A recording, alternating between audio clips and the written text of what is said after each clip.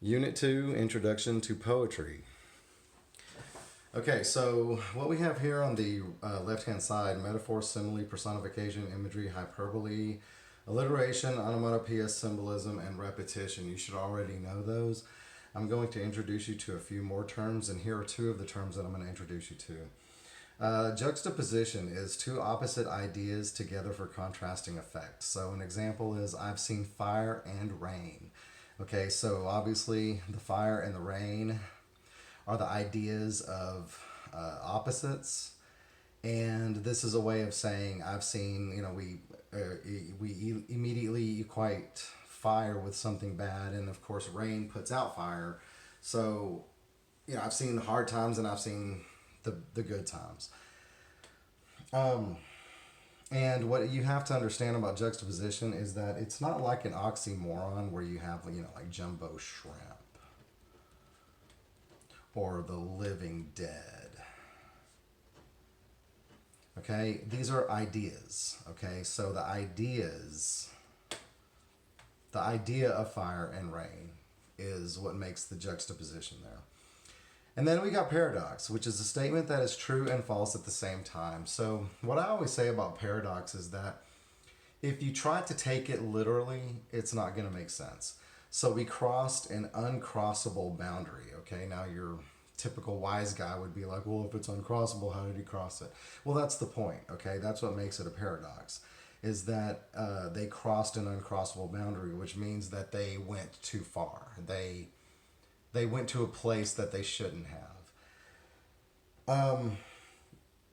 And so when we say we crossed an uncrossable boundary, we say, well, how is that possible?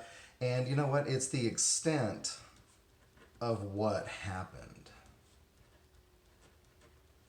Okay, that's what the statement is about.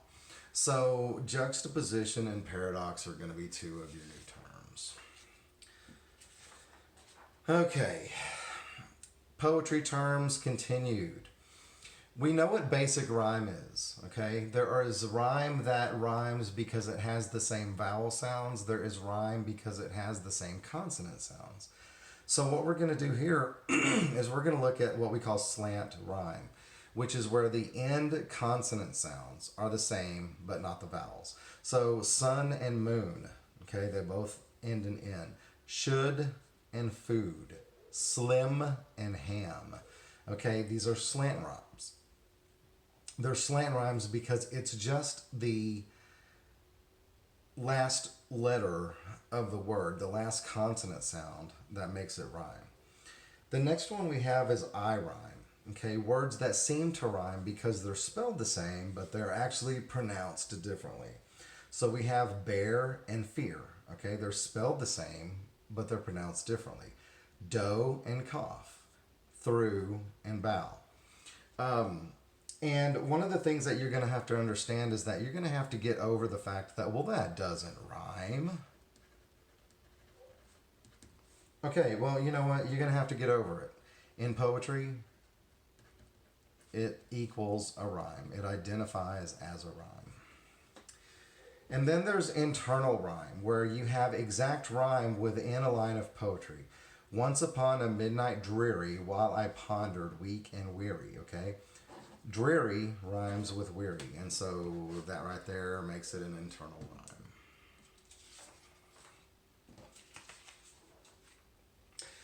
rhyme. Okay, so dramatic monologue. These are types of, this is a type of poem that we're really going to be looking at pretty closely. Dramatic monologue is when the speaker is talking to someone or to the reader, and we're only hearing one side of the conversation. So an example is, hello, it's me. I thought about us for a long, long time. You can assume that something was said here by the other person, but we're only hearing one side of it. Hello, it's me. Oh, hey, how's it going? I've thought about us for a long, long time. Okay? So this right here is an example of a dramatic monologue, and we're going to be looking at a lot of those. A stanza is a group or a set of lines in a poem. So it's basically the poetic paragraph. You got to look at it that way. So here's a poem, and it's got 6 stanzas. Okay, there's arrows pointing to all 6 of them. And then we have rhyme scheme, which is a pattern of rhymes at the end of lines within a stanza. So let's look at this poem here. Roses are red and violets are blue. Candy is sweet and so are you. Well, red is automatically going to be line A. Or rhyme A. Violets are blue. Blue and red don't rhyme, so we go to B. Candy is sweet. Sweet, blue, and red, none of those rhyme, so we have C. And so are you. You. What does it rhyme with? It rhymes with blue. So since it rhymes with blue, that's going to be another B. Okay? So the rhyme scheme of this poem is A, B, C, B.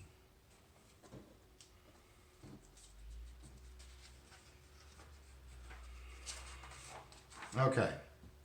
So let's take a look at this. This is actually a song from the 80s.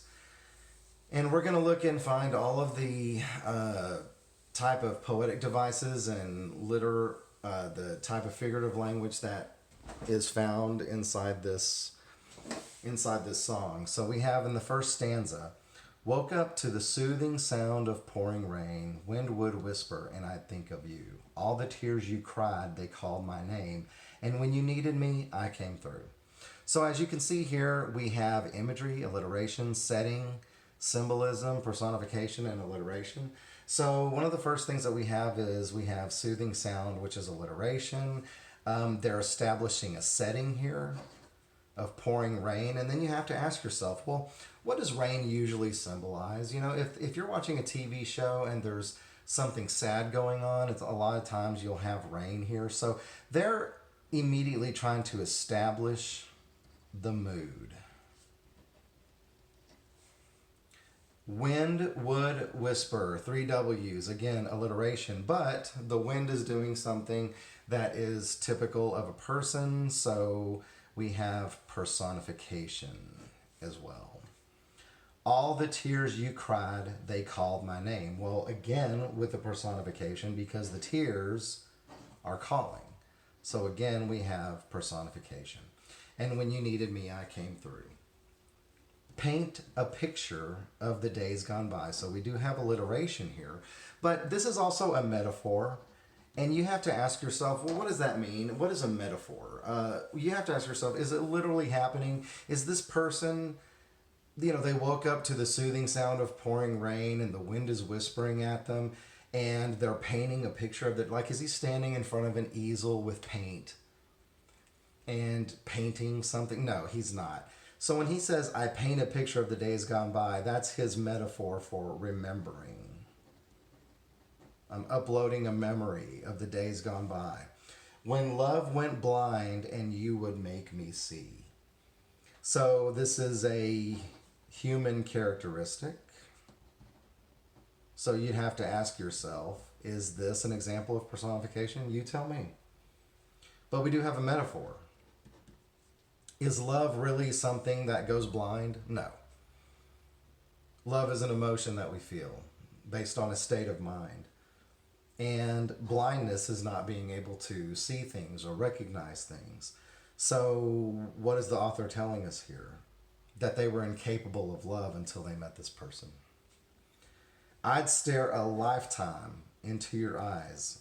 Hyperbole. I mean, I'm sure at one point they took their eyes off of each other. I'm sure they went their separate ways, went to work, went to the bathroom. So that I knew that you were there for me. Really nothing in there. Okay. Remember yesterday, walking hand in hand, love letters in the sands. I remember you. To the sleepless nights, to every endless day, I want to hear you say, I remember you.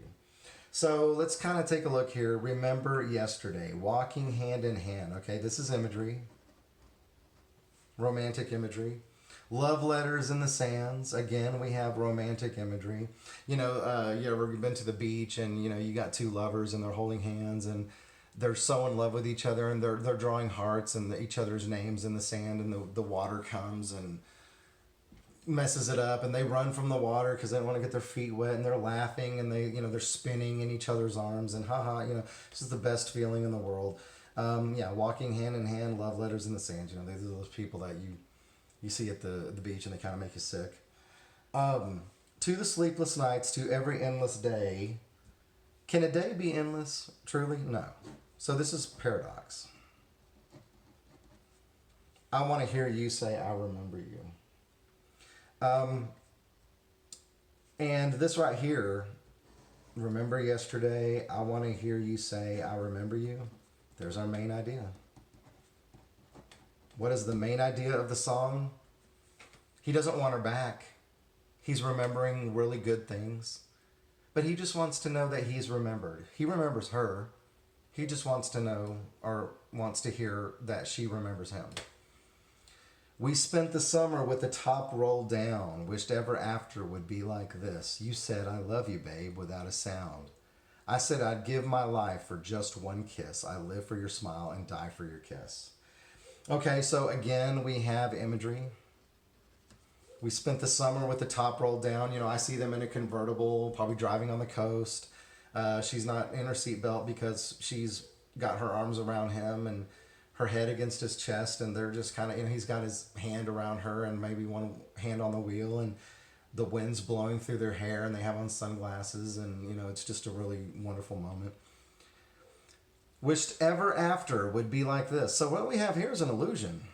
Okay, a reference to something well known. And they lived happily ever after, the fairy tale. So their love was a fairy tale. You said, "I love you, babe," without a sound. So we have another metaphor here, and we have another paradox. Because again, well, how could she say, "I love you," if she doesn't make a sound? Well, for those of us who have been in love, or those of us who have a connection with somebody that is so strong and spiritual, sometimes you just know what that other person's thinking. I said I'd give my life for just one kiss. I mean, would this guy really die just for one kiss? I live for your smile, so we got hyperbole here. I live for your smile and die for your kiss. What are two contrasting ideas? I live and die. So juxtaposition. And he uses juxtaposition to say, you know what? I would literally give my life to kiss you just once. And as a matter of fact, I live for your smile and I die for your kiss. So for you, I would do anything. Make sense? Okay. So we're going to answer some of these questions, okay? List words that create setting and mood. Okay. Soothing, pouring rain. What is the tone of the song? Well, what do you think? Is this a happy song? Yeah, it's kind of hollow. Kind of depressing. Remember, we don't say sad. It's kind of mournful. You know, he doesn't have this person anymore, obviously. In line 3, do you think that he's responsible for the tears, or that he was the comforter of her tears? All the tears you cried, they called my name. Well, this is for you to determine. I mean, if I were looking at this, I would see him as the comforter. And when you needed me, I came through. So stanza number 2. What does the metaphor in line 2 say about the effect that she had on the speaker? When love went blind and you would make me see.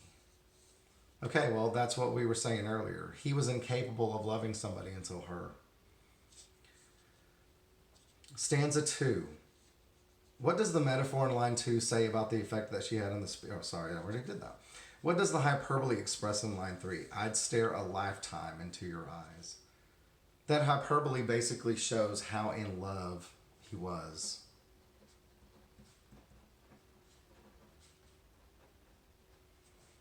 Have you ever had that connection with somebody that you find so amazing, so beautiful, you could just look at them all day in disbelief that you're lucky enough to be in their presence?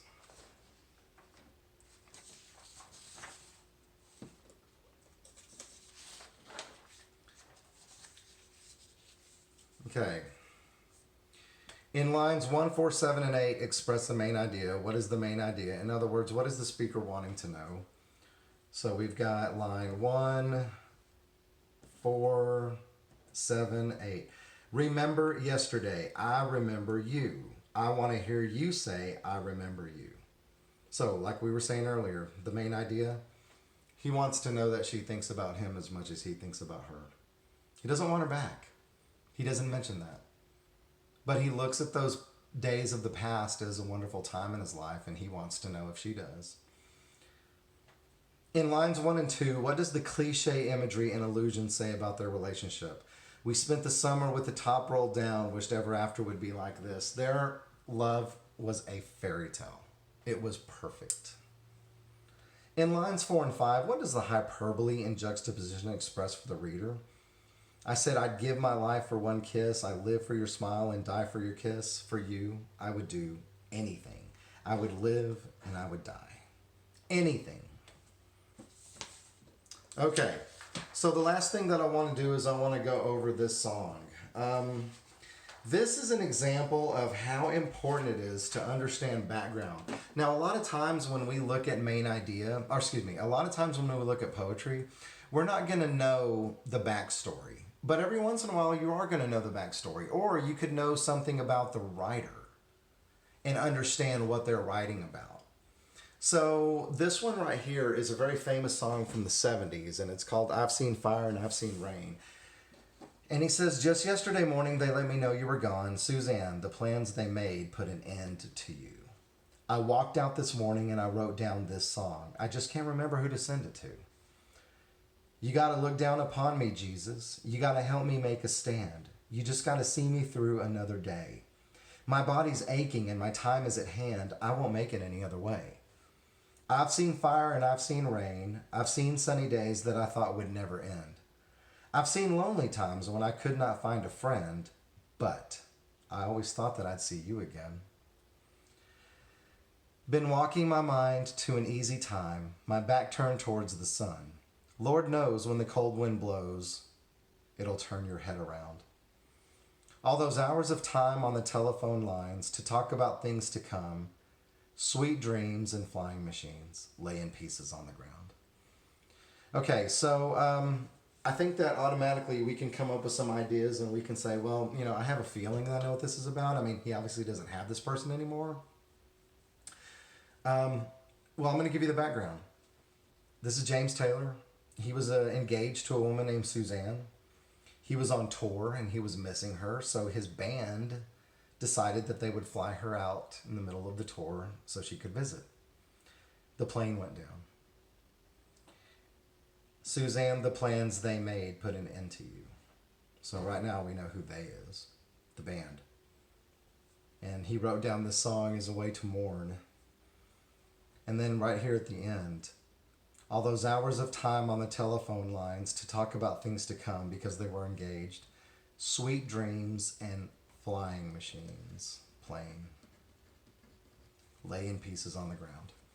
So this is an example of how we have some background information that explains the poetry. And we have great examples of internal rhyme. Lord knows when the cold wind blows. All those hours of time on the telephone lines to talk about things to come. Sweet dreams and flying machines lay in pieces on the ground. So this is an example of internal rhyme. And of course, fire and rain. Okay, there's our juxtaposition.